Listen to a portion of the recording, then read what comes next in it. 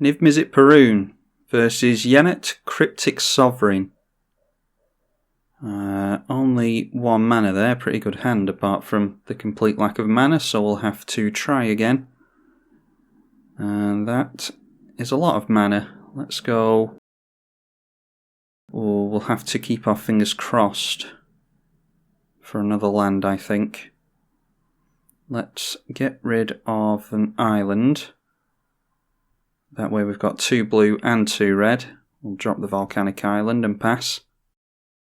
Okay, and there is a spell pierce. We can go for, we'll just drop an island. I'm sure our opponent's going to be worrying about counter magic anyway against us. Just deciding to play a mana of their own and pass the turn, which is okay with us. We really want to get into a land next turn so that we can attempt Jace the Mind Sculptor, although I might only drop Jace when we can hold up a spell pierce. Now into Chromatic Lantern. That helps fix their mana. Yeah, I'm going to go for a spell pierce on that. I don't want them to get too ahead on mana, especially if we don't get into a land this turn. Alright, there's a Chrome Mox. Do we have to exile something? No, it's discard a land. So unfortunately, we're just on Snapcaster into Spell Pierce. At least we can do something. They get into another land anyway. We know that they could have gotten down their commander had we have allowed that Chromatic Lantern. Oof, yeah, we're not doing well here.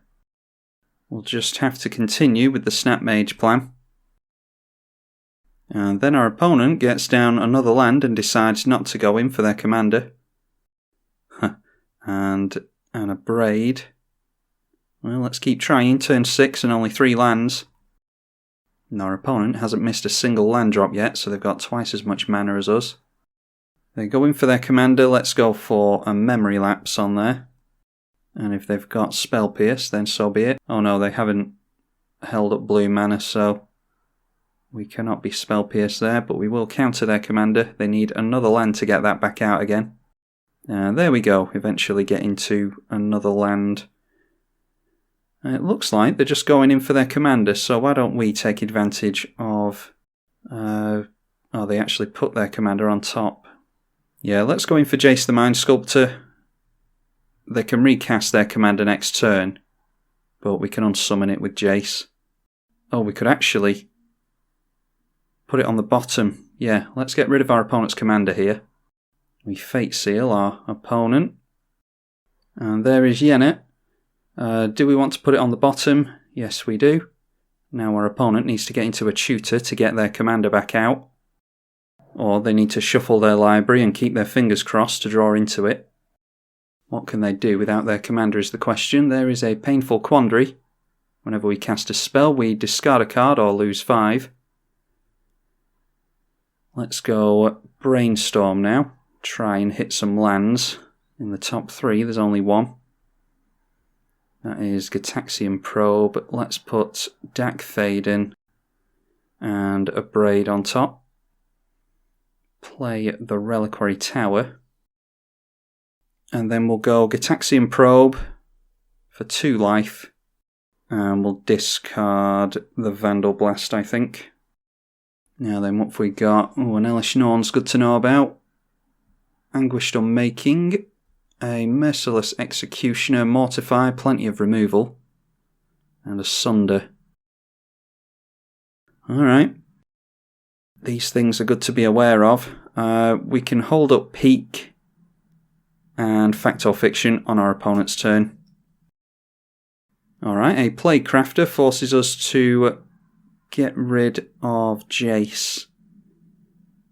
We can go Snap Mage into Memory Lapse. I think I'd actually quite like to keep Jace the Mind Sculptor, so let's go for that. We'll discard the Mox Diamond. Give flashback to the Memory Lapse. I suppose we could have gone for Peak first to see if we were going to draw into a better counterspell. But we'll use Memory Lapse now. discard the Abrade. And then going for Anguished Unmaking onto our Jace, forcing them to use the Anguished Unmaking. We know that they drew into that creature they were just trying to play. So they've still got these two. Yeah, there's nothing we can do about that. So we'll just draw a card at the end of our opponent's turn. In fact, we want to look at more cards, don't we? So let's just save peak for now. Forcing our opponent to use Anguished Unmaking instead of using it on our commander, though. Gonna have to start taking hits from Painful Quandary, I think. We know what's on top, don't we? Oh no, we don't. It was Dackfaden and Abrade we put back on top. Let's go for a main phase, Fact or Fiction, just so that we can try and hit a land. And I will take a hit for 5 here, keep some cards in our hand. Alright, there's some lands. Well, we've either got an uncounterable counterspell and a land, or all this stuff, so we get a land either way. We'll drop the Cascade Bluffs immediately, and then let's hold up Peak and Impulse, swing in at our opponent. And there is Elesh Norn. Let's look at the top 4 with Impulse. We might get into free counter magic. Gonna take a hit for 5 again from the Painful Quandary. Can only do that 3 more times. Well, there's land and a Chromatic Lantern. Do we want the Command Tower or the Lantern? We'll just go Command Tower here, and the rest go on the bottom. Elesh Norn comes down, gets rid of our Snapcaster Mage because all our stuff gets -2/-2. And there's Keranos, which is active with Niv Mizzet in play. Okay, I think we just try... there's a Mortify, isn't there? That's the problem. Yeah, let's just drop Keranos. I was going to go for our commander there. But we'll go with Keranos. We will discard the Peak. And I suppose all our opponent really needs to do here is cast Sunder and keep beating on us with Elesh Norn. They gain life from the Exquisite Blood because we lost life to Elesh Norn. We draw a card because we revealed a land. And we get into Lightning Bolt. Just going to go in for the commander here. Don't really know what else we can do, to be honest. And we'll get rid of Dackfaden. And now we've got an Indestructible God. We'll swing in, see if our opponent wants to block this or not. They do, so that means we can get rid of Elesh Norn. Painful Quandary triggers again. And it goes on the stack second because it's our turn. I'm going to take the 5 here and keep Disallow. Our opponent gains that life that we lose. We draw a card from casting the Lightning Bolt. And we'll ping our opponent. Okay, so now, what does our opponent want to do? They've got Mortify and Merciless Executioner. We'll probably just sacrifice the Keranos if they go for that. Yep, going for the Merciless Executioner. How much mana have we got? 2, 4, 6, 7 and 8. We could just drop Niv Mizzet again. Then they've got Mortify held up that we can't disallow. Yeah, I think we're just going to get better card advantage with Niv Mizzet, so we'll sacrifice our god and force them to use Mortify.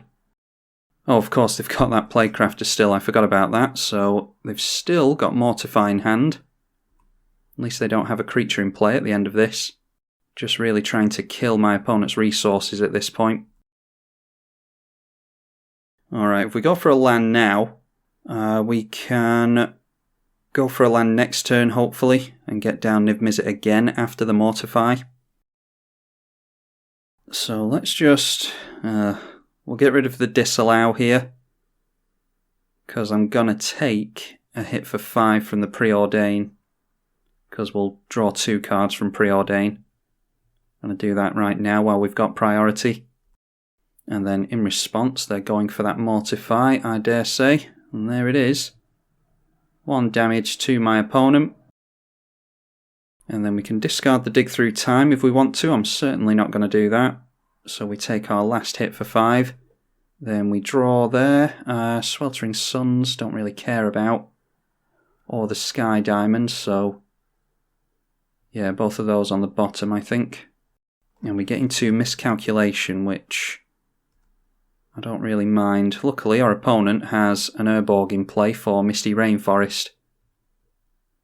We know they've got Sunder. We don't know what the other card is that's in their hand. It is a Grave Betrayal. We're not going to have too many creatures dying in a Spellslinger's deck. Now then, I don't think we have time to hold up mana to protect our commander. We just have to go in for it again. And then we have to discard a card, so we'll get rid of the Miscalculation. And we just have to hope Niv Mizzet sticks around long enough for us to draw enough cards to feed into the Painful Quandary. We also need to hope our opponent doesn't hit more removal. It is a Mana Vault from our opponent, and we deal 1 damage to our opponent from drawing a card at the beginning of the turn. Get into another land. I think I'll actually keep hold of that mountain. Let's just swing in at our opponent first and we'll try and get them out of here within 5 turns. Really been on the back foot all game here, but now that we've managed to stick our commander finally, we'll attack in. And I don't think they've shuffled their library yet, have they? I think the Bloodstained Mire, that was the first line they played, I think. Anyway, we hit our opponent for 5. 4 more hits and they go down to commander damage. We'll hold up the Dismiss and the Dig Through Time. Dismiss will draw us a card, so we'll be able to discard something else to Dig Through Time when we cast that. Just another land from our opponent, they're not even bluffing. The more lands they play, the better their Cabal Coffers is, thanks to Urborg. So let's go for Dig Through Time. Getting rid of everything except the non-creature spells, basically. That is... Creature loses all abilities. Might need that to get rid of our commander if they're really lucky. Point of damage at our opponent. Yeah, I'm just going to risk getting rid of that. We can always counter our opponent's commander, although they've got plenty of mana to get back into it. We choose 2 things here.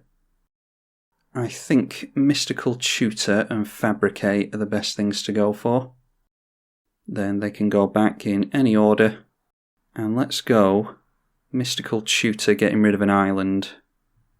And we'll go Cyclonic Rift. That's another ping onto our opponent. Get rid of a fetch. And we'll go for Cyclonic Rift. Then we draw. Yet another ping. Now then, let's go. Yeah, we'll go in at our opponent first off. And then we can Fabricate into something. Now we'll hold on to Fabricate. We can always grab Vidalcan Shackles with that. Usually go for a Sol Ring with Fabricate, but it's not in the deck thanks to our high coloured mana cost. Our opponent's still got time here. They've got plenty of life and deciding to give up. They've got a few turns and they don't know that we have counter magic. In fact, we've only got 1 counter spell. Let's see what we were getting into. Ancestral Vision, that wouldn't have really helped us. In fact, that's discard fodder.